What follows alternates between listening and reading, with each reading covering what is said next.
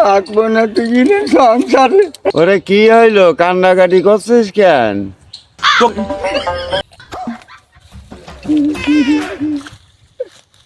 আমি যদি ছাগল হতাম তাহলে এই গাছের কত সুন্দর সবুজ পাতা, যেটা মন চাইতো সেইটাই খাতাম। এই পাগল, ওই দেখ ওই ছাগল সব মাঠে গলায় দড়ি দিয়ে বান্ধা। ওরা ইচ্ছা করলে না এই গাছের পাতা খাতি পাইতো, আর তুই যদি ছাগল হতিস তোরও না এরম টানা রদি বেঁধে দিত। ওরে তাহলে ছাগল নাই গরু হওয়াই ভালো ছিল, তাহলে খাওয়াটা ভালো হইতো।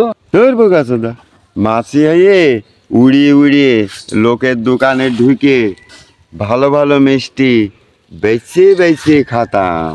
ও আমার কাজ বোকাচোদা, ওরে তুই যে বড় বোকাচোদা। ठीक है। তোর তো মুরগিতে মানুষই খাওয়াই দিত তোর। ওরে ওই জন্য তাই মাছি না, আমি মানুষ।